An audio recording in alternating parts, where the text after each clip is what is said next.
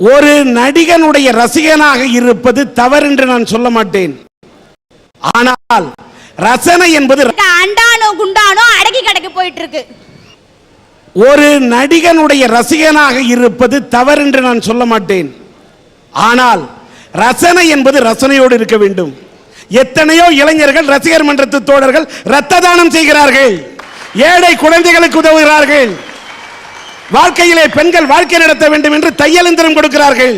ஆனால் கட் அவுட்டுக்கு பாலாபிஷேகம் செய்கிறார்கள் என்று சொன்னால் என்ன பொறுத்த வரைக்கும் அந்த கட் அவுட்டுக்கு பாலாபிஷேகம் பண்றதை விட 4 ஏழை குழந்தை 10 ஏழை குழந்தை பசிச்சுட்டு சோத்துக்கு வழி இல்லாம பாலுக்கு வழி இல்லாம இருந்த அந்த குழந்தைக்கு பாலாபிஷேகம் பண்ண வேண்டும் என்று அந்த இளைஞர்களிடத்தில் அந்த ரசிகர்களிடத்தில் என் கோரிக்கையை தான் நான் வைப்பேன். ஒரு நடிகருடைய படத்தின் ஒளிநாடா வெளியீடு, அங்க கட் அவுட்டுக்கு பாலாபிஷேகம் செய்கிறார்கள், அந்த புகைப்படத்துக்கு பாலாபிஷேகம் செய்கிறார்கள், சூடம் கொளுத்தி ஆராதனை பண்றாங்க. அந்த புகைப்படத்தில் 4 ரசிகன் இளைஞன் நின்று இருந்தா கூட நான் வேதனைப்பட்டிருக்க மாட்டோமா?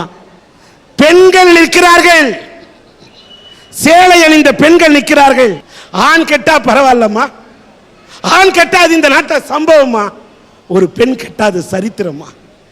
இன்னொன்னு சொல்றேன், 2 ரசிகர் மன்ற 2 நடிகர்களுடைய ரசிகர்கள் ரசிகர் மன்றத்து தோழன் அடிச்சுக்கிட்டான், ஒருத்தனை வெட்டினான், இன்னொரு ரசிகர் மன்ற தலைவர் இன்னொரு நடிகனோட ரசிகனை போய் வெட்டினான், 2 பேரும் செத்து போயிட்டான்.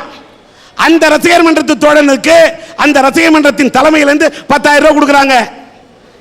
எதிராக இருக்கக்கூடிய நடிகரோட ரசிகர் மன்றத்து தோழனுக்கு அவங்க தலைமையிலிருந்து 10,000 ரூபாய் கொடுக்குறாங்க. அந்த நடிகர் கூட வந்து பணம் கொடுக்கல, அவங்க ரசிகர் மன்றத்து சார்பில் கொடுக்குறாங்க. 10,000 ரூபாய் போய் சேர்ந்தது. செத்தவன் 2 பேரும் அடிச்சுக்கிட்டு செத்தானே, அவன் பொண்டாட்டி இன்னைக்கு ரோட்ல நிக்கிறா. படங்கள் வெளியாகி கொண்டுதான் இருக்கிறது. யாருக்கா யார் அடிச்சுக்கிட்டா யார் வெட்டிக்கிட்டா? எதிரி நடிகனுடைய ரசிகனை அடித்து நீ மேலோகத்துக்கு அனுப்பினால், உன்னை அடித்து ஒருவன் மேலோகத்துக்கு அனுப்பினால், உன் வீட்டிலே குழந்தைகள் பட்டினி கிடந்தால், உன் மனைவி கட்டினி கிடந்தால் யார் சோறு போடுவார்? இதை இளைஞர்கள் சிந்திக்க வேண்டும்.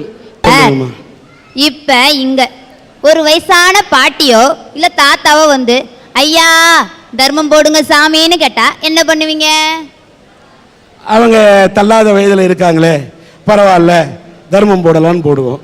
போடுவீங்கன்னு சொன்னீங்கல்ல, அவங்க உங்களுக்கு சொந்தமா பந்தமா ஒட்டா உறவா? மனித நேயம்தான். இப்படி எந்த விதத்திலுமே சம்பந்தம் இல்லாத ஒரு ஆளுக்கு போடணும் தோழிச்சு பாருங்க, அதுதான் சார் மனிதாபிமானம். ஆனா இப்ப பாருங்க, 10 மாசம் சுமந்து பெத்து வளர்த்து படிக்க வச்சு ஆளாக்குன தாய் தகப்பனுக்கு கூட ஒரு வாய் கஞ்சி ஊத்த மனசு இல்லாம அடிச்சு வீட்டை விட்டு வெளியே துரத்தி முதியோர் இல்லத்துல போய் சேர்க்கிறாங்க பாருங்க. அந்த மனிதாபிமானமே இல்லாத பிள்ளைகளை தான் சார் நாடு கடத்துவேன். சார் சுயநலவாதிங்கிறது யார் தெரியுங்களா? மனிதாபிமானமே இல்லாம இருக்காங்க பாருங்க, அவங்க எல்லாருமே சுயநலவாதிங்க தான். நம்ம நாட்டில் என்ன வளம் சார் இல்லை? அன்னைக்கு பாடினாங்க சார் ஒரு படத்துல, என்ன வளம் இல்லை இந்த திருநாட்டில், என் கையை ஏந்த வேண்டும் வெளிநாட்டில். என்ன வளம் சார் இல்லை? கனிம வளம் இல்லையா, கரிம வளம் இல்லையா? எல்லா வளமும் இருக்கு சார். இருந்தாலும் இன்னைக்கு எல்லா இளைஞர்களும் வெளிநாட்டுக்கு போறாங்க. காரணம், தான் குடும்பம் நல்லா இருக்கணும், தான் நல்லா இருக்கணும். இப்படி எல்லாரும் தான் தான் சொல்லிட்டு எல்லாரும் வெளிநாட்டுக்கு போயிட்டீங்கன்னா வளரும் இந்தியா எப்படி சார் வளர்ந்த இந்தியாவா மாறும்? அதனால தான் சொல்றேன், அந்த மாதிரியான இளைஞர்களை நாடு கடத்துவேன்னு. சார் நம்ம இந்தியா எப்படிப்பட்ட இந்தியா தெரியுங்களா? வேற்றுமையில் ஒற்றுமை கொண்ட நாடு. சாதி மதம் இனம் மொழி கலாச்சாரம் பண்பாடு எல்லாத்துலயும் வேறுபட்டு இருந்தாலும் இந்தியர் என்ற ஒரு வார்த்தை இருக்கு பாருங்க, அதுதான் சார் மகத்தானது. குஜராத்ல பூகம்பம் நடந்தாலும் சரி, ஒரிசாவில் நிலநடுக்க நடந்தாலும் சரி, மற்ற எல்லா மாநிலத்திலும் உதவிக்காரன் நீட்டுறாங்க பாருங்க, அது மனிதாபிமானம். இப்படிப்பட்ட இந்தியாவில் இப்படியும் ஒரு மாநிலம் இருக்கு சார், தவிக்கிற வாய்க்கு தண்ணி கொடுக்கறது சாதாரண மனிதாபிமானம். அதை கூட நம்ம பக்கத்து மாநிலம் செய்யல சார், அதை நான் என்னன்னு சொல்றது? பக்கத்து மாநிலம் செய்ய தரல, மக்கத்து மாநிலத்தை பத்தி வருத்தப்படுற எந்த மாநிலம்? கர்நாடகா சார். கர்நாடகாவோட தமிழ்நாட்டுக்கு தண்ணி தரல, ஆமாங்க. நீ வருத்தப்படுறன்ற. ஆனால் தமிழ்நாட்டில் இருக்கக்கூடிய நாம் எப்படிப்பட்டவர்கள் தெரியுமா? உதாரணம் சொல்ற, ஏன் கர்நாடகத்தில் போய் தமிழ் பட ஷூட்டிங் எடுக்க போனவங்கள அடிச்சு உதைக்கிறாங்க. ஆனால் தமிழ்நாட்டிலே கர்நாடகாவிலிருந்து கன்னட படம் எடுக்க வந்தார்கள். அந்த கன்னட படம் எடுக்க வந்தவர்களுக்கு தமிழக முதல்வர், தமிழின தலைவர் டாக்டர் கலைஞர் அவர்கள் பாதுகாப்பு கொடுத்தார். அப்படிப்பட்ட நாடு இந்த தமிழ்நாடு. ஆனால் கர்நாடகத்திலே ஒரு தமிழ் படத்தை கூட ஓடவிட மாட்டோம் என்று அடிக்கிறார்கள், உதைக்கிறார்கள். தமிழ்நாட்டுக்கு காவிரியிலே தண்ணீர் தர மறுக்கிறார்கள். நான் இந்தியாவில் தான் இருக்கிறேனா? தேசிய ஒருமைப்பாடு என்று சொன்னாய். இந்தியா ஜெயிக்க வேண்டும் என்று குரல் கொடுக்கிறோம். சுனாமியிலே பாதிக்கப்பட்டால் ஓடோடி வந்து உதவி செய்கிறோம். குஜராத்திலே பூகம்பம் என்றால் தமிழ்நாட்டிலே துடித்தோமே, கண்ணீர் வடித்தோமே. ஆனால் தமிழ்நாட்டுக்கு தண்ணீர் தர மறுக்கிறார்கள். தமிழ் படத்தை ஓட விடாமல் தடுக்கிறார்கள். எங்கே போய் சொல்ல முடியும்? டென்ஷன் ஆகாதீங்க சார், தண்ணி குடிங்க சார். நீ என்னம்மா எனக்கு நீ தண்ணி தர, தமிழ்நாட்டுக்கு தண்ணி தர மாட்டேங்கிறான். நான் பேசிக்கிட்டு இருக்கேன், எனக்கு தண்ணி தர. எனக்கு இந்த தண்ணி தேவையில்ல, எனக்கு காவேரியில தண்ணி வேணும். அன்னக்கொடி என்ற இந்த பெண்ணின் வாழ்க்கையில் இந்த அம்மாவோட அவல கதையை நீங்க கேட்டீங்கன்னா ரொம்ப வேதனையா இருக்கும். இந்த அம்மாவுக்கு கல்யாணம் பண்ணணும்னு ஒரு புரோக்கர் தேடி போயிருக்கிறாங்க. தாய் மாமனே கல்யாண புரோக்கர். அந்த தாய் மாமன் ஒரு மாப்பிள்ளை இந்த பொண்ணுக்கு தேடி கொடுத்துருக்கிறாரு. மாப்பிள்ளையை தேடி கல்யாணம் பண்ணிட்டாங்க. கல்யாணம் பண்ணி இந்த பெண், இந்த அன்னக்கொடி பல எத்தனையோ கனவுகளை, வண்ண கனவுகளை சுமந்து கொண்டு தன்னுடைய திருமணம் முடிந்தவுடன் சாந்தி முகூர்த்தத்துக்காக, அந்த முதலிரவுக்காக அந்த அறைக்கு செல்கிறார். கணவன் அங்கே அறையிலே, கட்டிட அறையிலே அமர்ந்திருக்கிறார். சினிமா காட்சி அல்ல, ஒரு நாள் அல்ல, 2 நாள் அல்ல, ஒரு வாரமா பேசவே இல்லை. ஏதோ பேசுறார் சம்பந்தம் இல்லாம. என்னங்க புருஷன்றீங்க? நான் ஒரு கட்ட மனைவி, பால் கொண்டு வந்தேன், பழம் கொண்டு வந்தேன், கணவனே, கட்டிய கணவனே நீ சுகம் கொடுப்பாய் என்று காத்திருந்தேன் என்று பேச தெரியாத ஒரு ஏழை பெண்மணி. அவனை பார்த்து கேட்டா கடைசியில் ஒண்ணுமே சம்பந்தம் இல்ல பேசுறவன். ஒரு வாரம் கழிச்சு அந்த பொண்ணை கன்னத்துல ஓங்கி அரைகிறான். ரத்தம் கொட்டுது வாயிலேருந்து. அப்பதான் தெரியுது அவ தலை, இந்த பொண்ணோட தலையில கட்டி வச்ச புருஷன் ஒரு பைத்தியக்காரன்னு. அதை யாரு கல்யாணம் பண்ணி வச்சுக்கிறா? ஒரு தாய்மாமனே கமிஷனுக்காக ஒரு கன்னி பெண்ணை கல்யாணத்தின் போது ஒரு பைத்தியக்காரன் தலையிலே கட்டி வைத்து வாழ்க்கையை கெடுத்திருக்கிறார். எனக்கு கல்யாணம் ஆனதுக்கு அப்புறம் தான் அவர் பைத்தியம்னு தெரிஞ்சு, பக்கத்து வீட்டுக்காரங்க சொல்லி தான் எனக்கு தெரிஞ்சிச்சு. அந்த துக்கத்தை கேட்டு எங்கள் அம்மா அதே மாதத்துல இறந்துட்டாங்க. அம்மா இறந்ததுக்கப்புறம் நான் திருச்சி மகளிர் காவல் நிலையத்துக்கு கம்ப்ளைண்ட் பண்ண போயிருந்தேன். அவங்க கம்ப்ளைண்ட்டை எடுத்துக்கல. திருச்சி கலெக்டர் ஆஃபீஸில் போய் மனு கொடுத்தேன். அவங்களும் ஒரு நாள் வந்து என்கொயரி பண்ணிட்டு அதோட விட்டுட்டாங்க. அப்பா ஒரு குடிக்காரர், அவர்கிட்ட இருக்க முடியல. 1 வருஷம் கழிச்சு அதே பைத்தியக்கார கணவர் வீட்டுக்குன்னு போய் அங்கே தங்கினேன். அங்கே தங்கிருக்கும்போது தான் அவங்க வந்து சாப்பாட்டுக்கே நான் ரொம்ப கஷ்டப்பட்டு பட்டினியாக கிடக்க வேண்டிய சூழ்நிலாம் வந்துருச்சு. ஊருக்காரங்க எனக்கு கல்யாணம் பண்ணி வச்சது வந்து எங்கள் வீட்டுக்காரோட சித்தப்பா 2 பேர். ஒருத்தர் வெட்டினரி டாக்டராக இருக்கிற லால்குடியில், இன்னொருத்தர் மெட்ராஸில் பரமசிவன்ற ஒருத்தர். அவர் எங்களுக்கு கல்யாணம் பண்ணி வச்சுட்டு அங்கே போயிட்டாங்க. நான் பட்டினியாக கிடந்தப்போ ஊர் ஜனங்க அவங்களுக்கு ஃபோன் பண்ணி வரவழைச்சி கேட்டேன், இந்த பிள்ளை பாவம் கல்யாணம் பண்ணி வச்சுட்டு ஒரு பைத்தியக்காரன் கல்யாணம் பண்ணி வச்சுட்டு நீங்கள் பாட்டில் போயிட்டீங்க, இந்த பிள்ளை ரொம்ப கொடுமையாக அனுபவிக்குது, அடிக்கடி அடிச்சு போடுறாங்க, எத்தனை நாளைக்கு தான் அந்த பிள்ளையை ஓடி ஓடி காப்பாற்றுறதுன்னு சொன்னாங்க. ஆனால் அதுக்கு அந்த டால்குள்ளே இருக்க மாட்டு டாக்டர் சொன்னார், நீ ஏன் உனக்கு கஷ்டமாக இருக்குன்னு அக்கம் பக்கத்தில் உள்ள நாய்கிட்டலாம் சொல்கிற, ஊர் நாயெல்லாம் உனக்கு என்ன தாங்கும்? எங்கள் வீட்டுக்கார பேர் ஆனந்த் வீட்டுக்கு வந்தால் என்ன வராட்டி என்ன, நான் உனக்கு இருக்கிறேன், நீ எனக்கு கொஞ்சம் ஒத்துழைப்பாக இருந்தனா உனக்கு வேணுங்கிற காசை நான் கொடுக்குறேன்னு ரொம்ப கேவலமாக அசிங்கமாக பேசினார். மானத்துக்கும் பயந்து இருக்க முடியாதுன்னு அந்த ஊரை விட்டு நான் வந்துட்டேன். நான் ஊரை விட்டு வந்து 3 வருஷம் ஆகுது.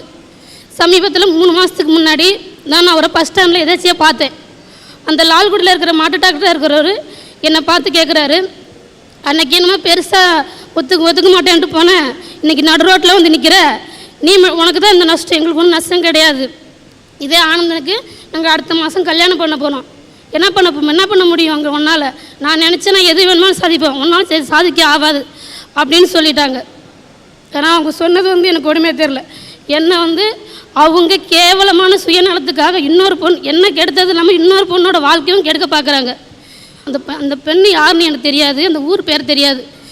இந்த நிகழ்ச்சியை பார்க்குற அந்த பொண்ணு ஊருக்காரங்கள தயவு செஞ்சு மாப்பிள்ளையை விசாரித்து நான் பட்ட குடும்பம் உங்களுக்கு வேண்டாம்னு சொல்லித்தான் நிகழ்ச்சிக்கு வந்திருக்கேன். தான் வாழ்க்கை பாதிச்சிச்சு, ஆனா இன்னொரு பெண்ணுடைய வாழ்க்கை பாதிக்கப்பட்டு விடக்கூடாது என்பதை எடுத்து சொல்ல ஒரு பெண் கண்ணீர் மல்க இங்க வந்து நிற்கிறாங்க. அந்த மனித மிருகத்துக்கு இந்த அம்மா வயசுல ஒரு பேத்தி இருக்காராம். ஒரு இளம் அழகன் கட்டழகன் வந்து வில்லன் இல்ல, ஒரு வயசான கிழவன் வில்லன், மனித மிருகம். இந்த பெண்களுக்கு எதிரான இந்த பாலியல் கொடுமைகளை செய்யக்கூடிய மனித மிருகங்களை நாடு கடத்த வேண்டும் என்று இந்த மேடையில் பேசுறாங்கன்னா ஏன் பேச மாட்டாங்க? மக்கள் சிந்திக்க வேண்டும். சார், வாய்ப்புகள் வர்ற வரைக்கும் எல்லா மனுஷனுங்களும் ராமர்களா தான் இருக்கிறாங்க. ஆனா வாய்ப்புகள் வந்ததுக்கு அப்புறமும் எவன் ஒருத்தன் லைஃப்ல ஒழுக்கமா இருக்கிறானோ அவன் தான் சார் மனுஷன். நிச்சயமா. இன்னைக்கு தப்பு செஞ்சுட்டு சில பேர் என்ன செஞ்சுறாங்க, சூழ்நிலை மேல பழிய போட்டுட்டு ஒதுங்கிக்கிறாங்க. அப்படிப்பட்ட சில மனித மிருகங்களும் இன்னைக்கு இருக்கு சார். சார், இங்க மட்டும் இல்லைங்க, மும்பையில் ஒரு நிகழ்ச்சி. மும்பையில் நள்ளிரவு 12 மணிக்கு புது வருஷம் கொண்டாடிக்கிட்டு இருக்காங்க. கோலாகலமா மும்பை நகரமே கொண்டாடிக்கிட்டு இருக்கு. ஒரு காதலனும் காதலியும் அந்த கொண்டாட்டத்தில் அவங்களும் சேர்ந்து டான்ஸ் ஆடி நல்லா கொண்டாடிக்கிட்டு இருக்காங்க. அந்த நேரம் பார்த்து அங்க வந்தது சார் 60 பேர் கொண்ட இளைஞர் கும்பல் அங்க வந்துச்சு. அவங்க என்ன செஞ்சாங்க தெரியுமா? அந்த காதலனையும் காதலியையும் பிரிச்சுட்டு அந்த 18 வயசு பொண்ணை சுத்தி நின்று அந்த 60 இளைஞர்களும் அந்த பொண்ணோட துணியை அவ கதற அவளுடைய ஆடைகள் எல்லாம் கிழிச்சு எரிஞ்சு அந்த பொண்ணை அந்த இடத்துல நிர்வாணப்படுத்தியிருக்காங்க சார். அந்த பொண்ணு போட்ட அந்த சத்தம், அவளுடைய அவல குரல் அந்த கூட்டத்தில் இருந்த ஒருத்தர் காதல கூட விழவே இல்லை சார்.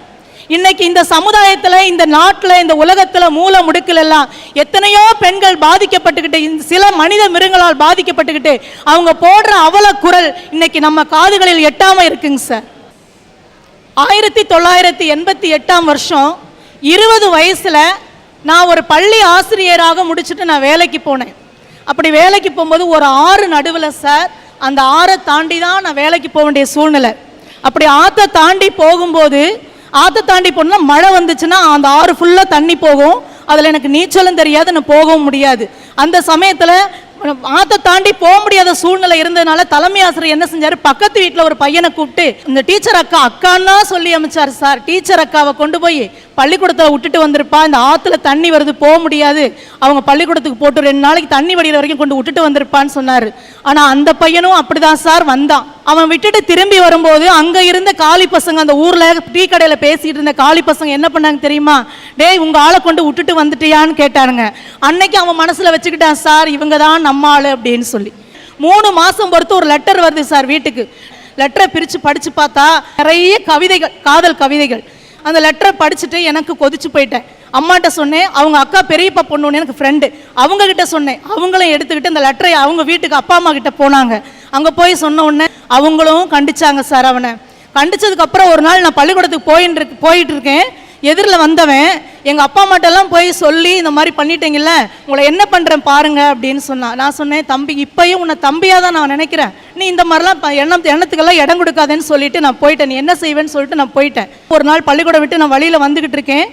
எதிரில் வரான், மெட்ராஸ் மெயின் ரோடு, அதாவது கரும்பு தோட்டம் ஒன்று தான் அந்த வீட்டுக்கும் அந்த ரோட்டுக்கும் நடுவில். வந்தவன் என்ன செஞ்சான் தெரியுங்களா, திடீர்னு குறுக்க ஓடி வந்து சைக்கிளை பிடிச்சி கீழே தள்ளினான் சார். என் முடியை பிடிச்சி இப்படி இழுத்துட்டு வாயில் ஆசிடை ஊற்றினான். இங்கே பட்ட உடனே என்னால் எரிச்சல் தாங்கவே முடியல சார். உடனே நினச்சேன் ஆசிட் தான் ஊற்றுறேன்னு சொல்லிட்டு என்னடா செய்கிறேன்னு தட்டி விட்டேன். பாட்டில் கீழே விழவே இல்லை.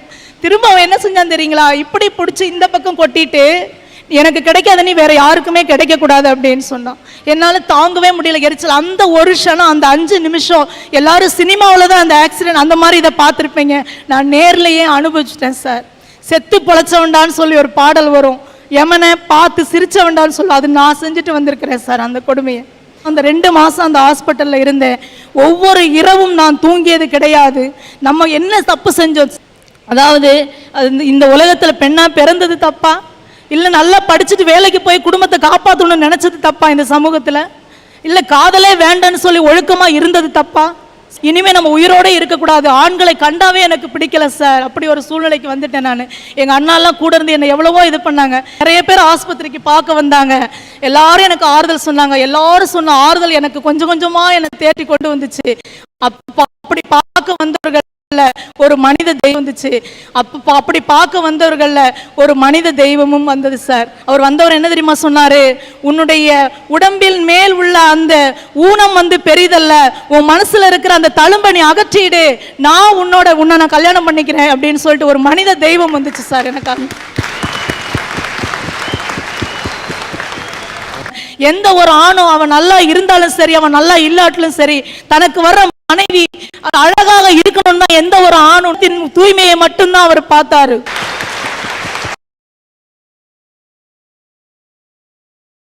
சரி, அவன் நல்லா இல்லாட்டிலும் சரி, தனக்கு வர்ற மனைவி அழகாக இருக்கணும்னு தான் எந்த ஒரு ஆணும் நினைப்பான். ஆனா என்னுடைய கணவர் என்னுடைய உள்ளத்தின் தூய்மையை மட்டும்தான் அவர் பார்த்தாரு. நான் சில நேரத்தில் வேகமாக பேசுவேன், சில நேரத்தில் மனசு தாங்க முடியாமல் பேசுவேன். நீ இந்த சமுதாயத்தில் மனித மிருகம் இருக்கிறது என்று சொல்லிக் கொண்டிருந்த இதே அம்மா ஒரு மனித தெய்வம் இருக்கிறது என்று இந்த பெண்ணுக்கு வாழ்க்கை கொடுத்த ஒரு கணவரை பற்றி சொன்னார். அவனும் இந்த சமுதாயத்தில் தான் சார் இருக்கான்.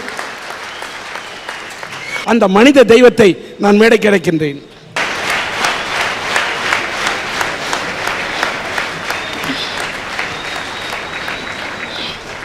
வாழ்த்துக்கள். உங்களை மாதிரி நல்ல இதயம் படைத்தவர்களும் சமுதாயத்தில் இருக்க வேண்டும். அப்படி இருந்தால்தான் இந்த பூமியில மழை பொய்யும், இந்த தமிழ் மண் வாழும். உங்களுக்கு என்னோட மனப்பூர்வமான, உங்க பேர் என்ன? அன்பழகன். உங்களை நம்ம மனித தெய்வம்னு சொன்னாங்க. இப்படிப்பட்ட மனித தெய்வமும் இருக்கின்ற இந்த சமுதாயத்தில் தான் சில மனித மிருகங்கள் அந்த பெண்களுக்கு எதிராக பாலியல் கொடுமையிலே ஈடுபட்டுக் கொண்டிருக்கிறார்கள். தனி மனித ஒழுக்கத்தோடு போராடுவேன்.